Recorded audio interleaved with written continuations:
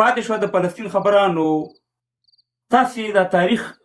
یار کړی که څنګه تاسې ورشئ د پاکستان میډیا سرچ کوئ جیو چینل په نوم باندې 1971 کې دې پاکستان 15,000 فلسطینیان شهیدان کړي د ضیاء الحق په مشرولۍ کې.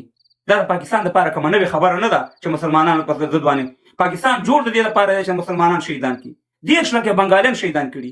10 لکه ښځو سره بې ادبي دي. ما پې دا نه وایم دا د پاکستان جنرالان وایي 10 لکه ښځو سره جنسي تېری کړي ده. یو بنګالیان به په یو ګولې په شپږ ګولې باندې به یو ګولې باندې به دومره بنګالیان نشته د ګولې قیمت زیات دی د بنګالیانو قیمت نشته. پاکستان ظلمونه خو چې په دې باندې څوک سترګې پټوي زه همیشه وایم که اسرائیل بالکل ظالم دی خو که ته مې ثبوت نه کړې چې په 100 کې 90% ظلمونه د مسلمانانو سره پاکستان ډېر زیات کړي 10% ورسره اسرائیل وکړي. یعنې زه په ثبوت دې چلنج کوم. اچھا سے دو ځای خالی دي دا پیدا محمد ورو او مارسي راجک زه ما ته راکړه 2 منټه ګوره بچا دو منټه ټیم ته کنه ته نور خلک ورو خبرې کې خبر کېږي نه نه ما خبره نو حقیقت ته نه حقیقت ته پرې دا حقیقت سم ته معلوم دی کنه ته ورو ته لګیا ته پی ټی آی د ټوله د پاکستان د پوسټ کاندل ته ما خبره نه ته ما خبره لکه خبره ګوره ما خبره اوري کې نه اوري ته ځان د پی ټی آی حساب کنه ګوره پی ټی آی د ورو د اسی منیر پسې راوتی کنځي وته په امریکا کې کوي وته وي قاتل دی پلانې د پی ټی آی ټول څومره چې خارج کې څومره ورکران دي ټول پوسټ کنځلې کوي ټول دا وایي چې دا اوس په ایران باندې جنگ وشو د امریکا او د اسرائیل سره پاکستان ولاړ دي تر دې پاکستان دی پاک نو تاسو د 2 منټه ټیم درکم د تمنور مرګلي خبرو کې خبره چې تاسو خبرې کوي ک رحماني صاحب ته خبرو کوي زمونږ سره 15 اډي دي د امریکا نو دغه ته خو به زویل کنه ورته مې ویل کنه او خدای ورته مې ویل کنه په پاکستان کې دا خو دغه ته به ویلو چې خرچ په افغانستان کې خوړې نشته نو هغه دلته ورته مې ویل وره پراله دي څه اچھا سے دغه تلس نمبر رسیدي دا چې لیکلي پاچا صاحب دغه راځي کمرخي دا ډیر وخت ستاسو لایف ته غواړي چې راشي تلس نمبر کومه د اندرګول شپ کده خبرې کوي اګه دا خبرو کې دا ته څو از د غراغه دی راځي کی کنه بچا صاحب محترمه خوشاله اوسئ کې ژوند غواړم د ټولو مرګرو سره زه ان شاء الله غواګم د تاسو مرکینه خوند اخلم ان شاء الله بل مرګري ته وخت ورکړئ مهرباني وکړئ کور مودان مهرباني رحماني صاحب سلام شه په خیر علي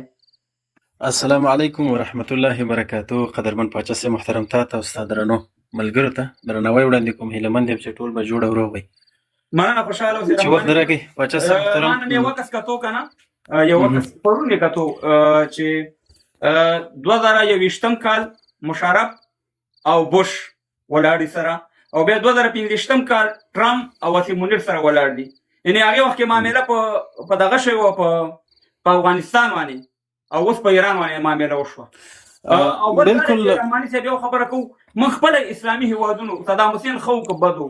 قذافي خو کبدو بشار الاسد خو کبدو خو من خپل د اسلامي هیوادونو په سر واغسته چې دا ظالمان دي قاتلان نه هغه د اسرائیل ته ورو مخه خالد امریکا ته په دنیا باندې هغه د مهربان اوسه مهرباني وکړه. بالکل پاچا صاحب محترم دغه سیاسي کړکېچ او ځینې نظامی کړکېچونه چې دي دا هم دغه خپل هیوادونو پورې هم تړاو لري. دلته په امریکا کې دننه خورا ډیر مشکلات او خلکو لاریونونه وکړه حتی ضد شعارونه ورکړل. د پینټاګون اداره دې ته مکلف او مجبور و چې دوی باید د یو کارو کې چې د خلکو موخه واړي نو دوی وغوښتل چې هغه موخه هم بدله کړي او دلته یو نوې ستراتیژي باندې کار وکړي. نو دوی ولس هم غلط ک هغه نړیوال منطقي هیوادونه هم دې ته وادار کړل ځکه چې د دوی داخلي کرکټ دومره لوړ و چې حتی غوښتل چې ځینې ایالتونه خپل ازادي واخلي. نو ټرمپ له دغه فرصت نه ګټه پورته کړله او پر ایران باندې پر اټومي تاسیساتو برید وکړ. بله مسله ته دې ته راځو چې د پاکستان په اړه هغه کومو ملګرو چې خبرې وکولې ګوري پاکستان دپاره دا ډیر یو د شرمه ډکه خبره ده چې ځینې دلته راځي اوس هم ځان ته پاکستاني وګړي هم وایي پر دې باندې افتخار کوي چې یو څوک د بل هیواد ته ځي او هلته پر ده باندې جبري دا پریکړه کیږي غیر د سنا او د جرګې نه بغیر د ولسونو نه هماهنګي نه بغیر دی د نوبل جایزه ورکوي. زه فکر کوم چې دا هم د هغه ویښ ولسونو ته هغه مستقله هیوادونو دپاره یو ډیر د شرم خبره ده. دلته که څه دوی د انسانیت او د شرافت په نوم باندې نه پیژني لږ د خلکو نه درس زده کړي لږ د نورو هیوادونو نه یو څه زده کړي. پر پینټاګون دننه په سپینه ماڼۍ کې کښېنوئ ستاسې هغه آصف منیر هغه فیلډ مارشال او پرې دا هم اعتراف وکړ چې موږ دته د نوبل جایزه ورکوو بیا هم هفتې نه بعد پر ایران باندې داسې برید وشو دا معلومه خبره ده که دلته هر څوک هغه خپل خرڅه او ځان خرڅه خود فروخته خلک راځي زموږ نظام باندې دا نیوکه کوي چې ګواکې د غرب ځینې هډې په افغانستان کې دي اول دې دغه خپله بیا کتنه وکړي بیا دې هم کتنه وکړي افغانستان مستقله ده افغانستان هیچا پورې تړلی نه ده که دا معلومات غواړي ولاړ سي په پاکستان ځینو صوبو کې ولاړ سي پوښتنه وکړي چې امریکایي پوځي اډې شته که نسته ده دا معلومه خبره ده خپله ایران پر دې باندې پوه شوی دی او دا یې معلومه کړې دی چې پر ده باندې کوم برید سوی ده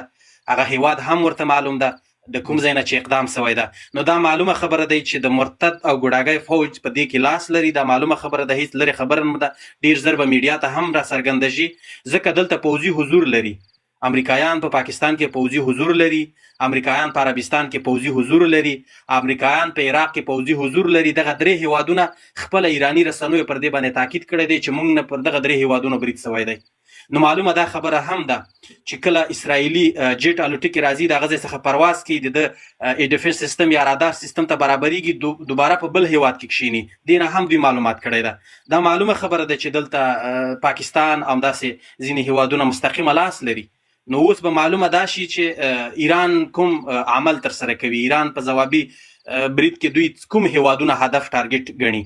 نو دا به راتلونکي کې ثابته شي هیڅوک د افغانستان په اړه باندې دا خبرې نه کوي هغه پردي پاله هغه خپل خرڅه خلک چې دي هغو د تاریخ په اوږدو کې په افغانانو باندې داسې تورونه لګولي دي او دا اجازه مه ورته ورکوي که چیرته یو هم خارجی په افغانستان کې څوک ثبوت کولی سي نو مهرباني دې وکړي او که یې نشي ثبوت کولی بیا سبا به د دې پوښتنې ورڅخه پوښتنه هم کیږي دا عادي خبره نه ده دلته نړیوالو منطقهي اړیکو دپاره خورا ډېر تبلیغات روان دي هر هیواد کوشش کوي پر یو بل باندې پړه واچوي مګر دلته ایرانی چارواکي پر دې باندې کوټلي ګامونه پورته کړي دي او دوی باندې چې برید شوی د همغه اولې ورځې نه معلومات شوی چې د کوم ځای نه پر دوی باندې برید وشو نو افغانستان الحمدلله په نوي حالات کې د کوم فلټرونو نه چې موږ وتلي یو الحمدلله ښه بریالي وتلي یو چاته پاتې نه یو راغلي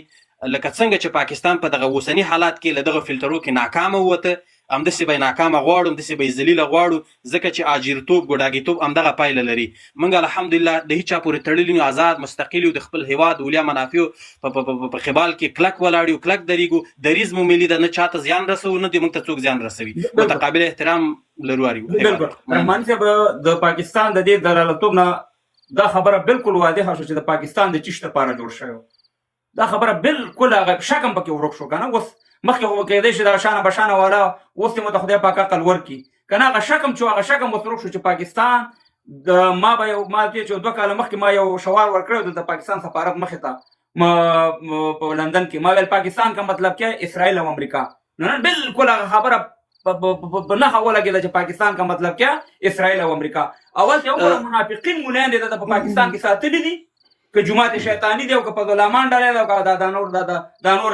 لړمانان چې دي وروره یو دم غږ کیاله او د فلسطین دپاره راوځئ به دا پښتانه نه دا خبرې ټولې دروغاغ دي دغه کومې خبرې چې دوی کوي ځینې رسنۍ کوي دا یوازې تېروتنه په ځینې خلک غواړي چې اذهان یې ورته مغشوش کړي او دې باندې ټول ولسونه هم پوهېږي ایرانی وګړي هم پر دې باندې پوهېږي یوه خبره دا دی چې د پاکستان مرتد فوج مستقیمه د بل ځای نه اداره کېږي د دوی هره پرېکړه بغیر د ولس نه ده بغیر د احزابو سیاسي ګوندونو نه ده نه جمعیت علما په دې کې کوم رول دروبولی شي او نه نور اپوزیسیونونه نو دلته مستقیمه آصف منیر چې کومه پرېکړه وکړه په پینټاګون کې دا یوازې د دوی فوج پورې تړلې دغه مرتد فوج ګوډاګی ده ګوډاګی به وي لکه څنګه چې خپل ګوډاګیتوب ثابته کړې مننه